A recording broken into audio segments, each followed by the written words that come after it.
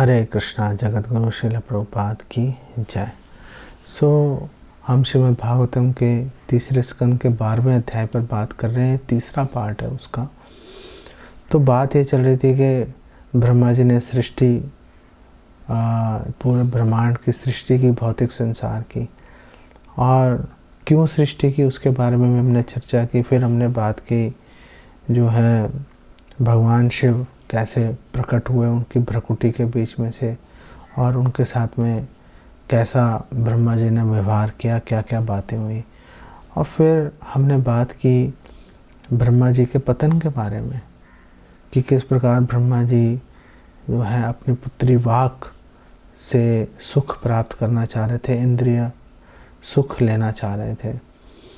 और क्योंकि उनके पुत्रों ने उनका जो है सामना किया, उनको बोला कि आप ये क्या कर रहे हैं, तो ब्रह्मा जी ने दुख के मारे, शर्मिंदी ग्लानि के कारण ब्रह्मा जी ने अपने उस शरीर का त्याग किया और कोहरा धुंध बनकर चारों तरफ फैल गए थे ब्रह्मा जी।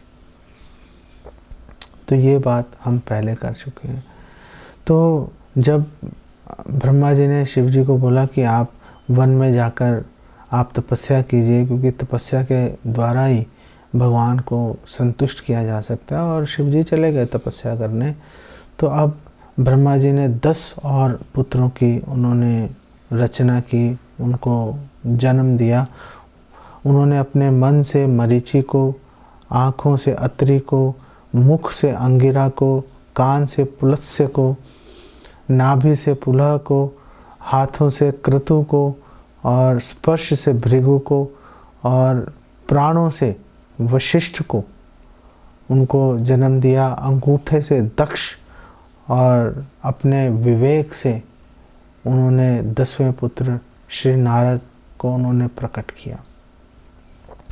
तो ब्रह्मा जी ने श्री नारद को सबसे आखिर में उनकी सृष्टि की। इसके पीछे भी एक कारण है कि ब्रह्मा जी ये बात जानते हैं कि बिना भक्ति के जीवों का इस भौतिक संसार में कल्याण हो ही नहीं सकता। इसलिए ब्रह्मा जी ने सबसे आखिर में नारद जी को प्रकट किया, जो कि भक्ति का प्रचार करेंगे आगे जाकर। क्योंकि ब्रह्मा जी की कृपा से ही जो जीव हैं भक्ति में संलग्न होंगे और भगवान की सेवा करके इस भौतिक संसार से बाहर निकलने का उन्हें साधन प्राप्त होगा।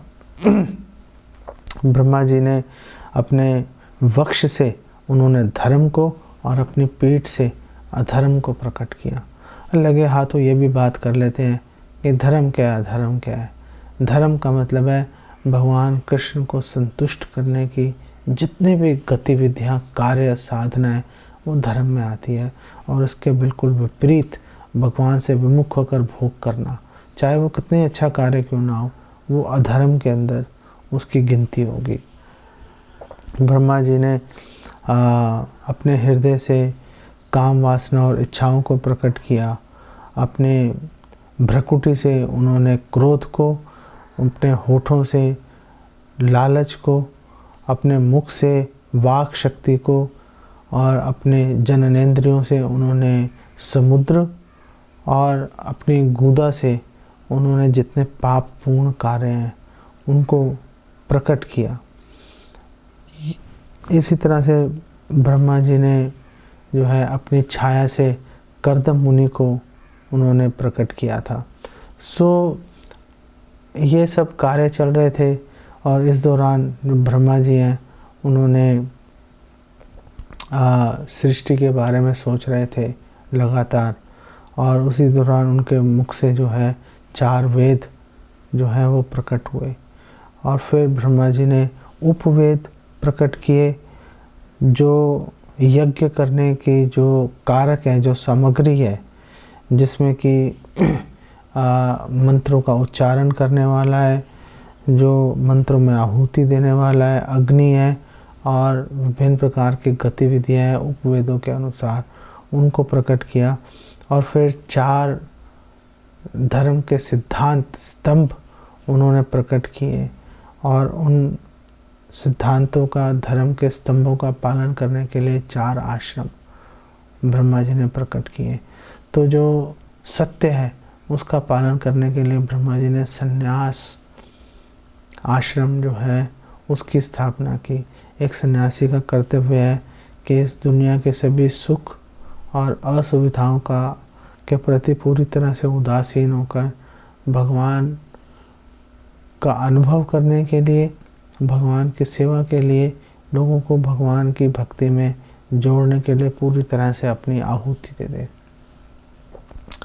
जो तपस्या है, तपस्या जो है वो उसका पालन करने के लिए ब्रह्मा जी ने वानप्रस्थ आश्रम जो है उसका उन्होंने स्थापना की।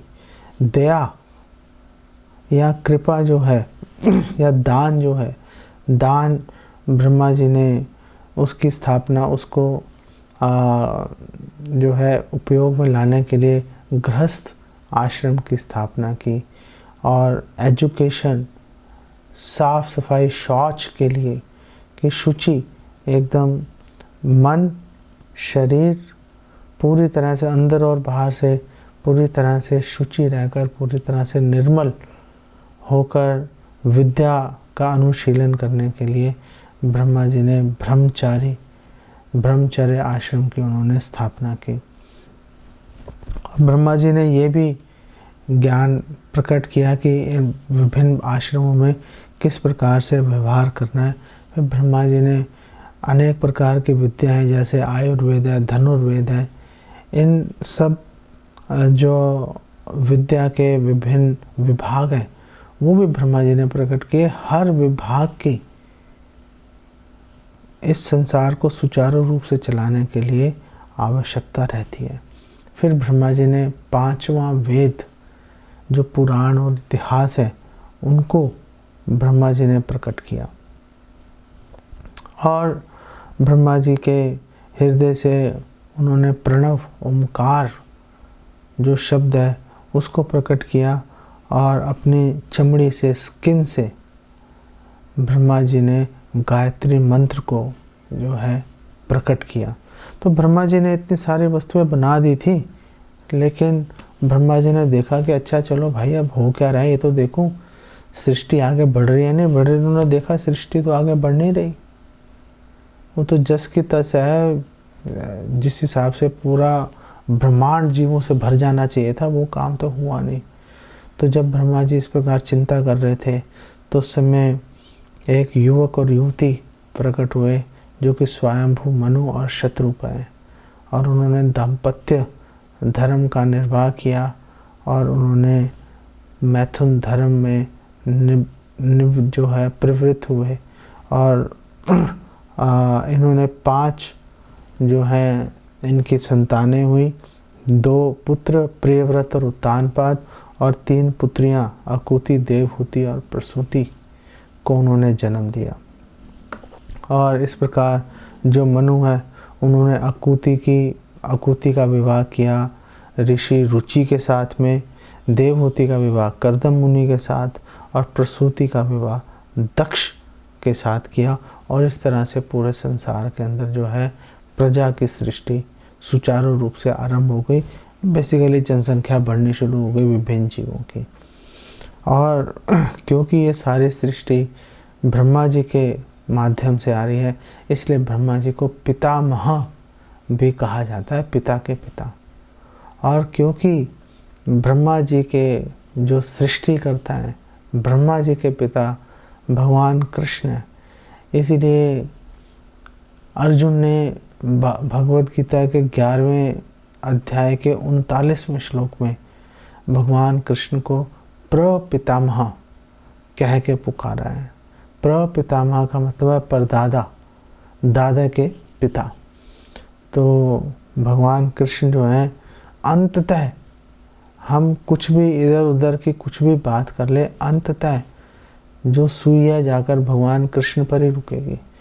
भगवान कृष्ण ने इस पूरी सृष्टि भौतिक और आध्यात्मिक दोनों के भगवान कृष्ण ही रचयिता हैं। हर कार्य इस संसार में जो भी हो रहा है वो सब के पीछे भगवान कृष्ण का जो है अनुमति उसके अंदर सम्मिलित है।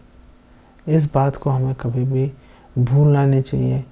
और अगर हम ये बात याद रखेंगे तो हम जहाँ भी दृष्टि घुमाएंगे हमें भगवान कृष्ण का स्मरण स्वाभाविक रूप से होना शुरू हो जाएगा। यही भागवतम भगवत गीता पढ़ने का बेसिक उद्देश्य है। इसको यहीं पे विराम देते हैं। जगत गुरु श्रील प्रभुपाद की जय। हरे कृष्णा।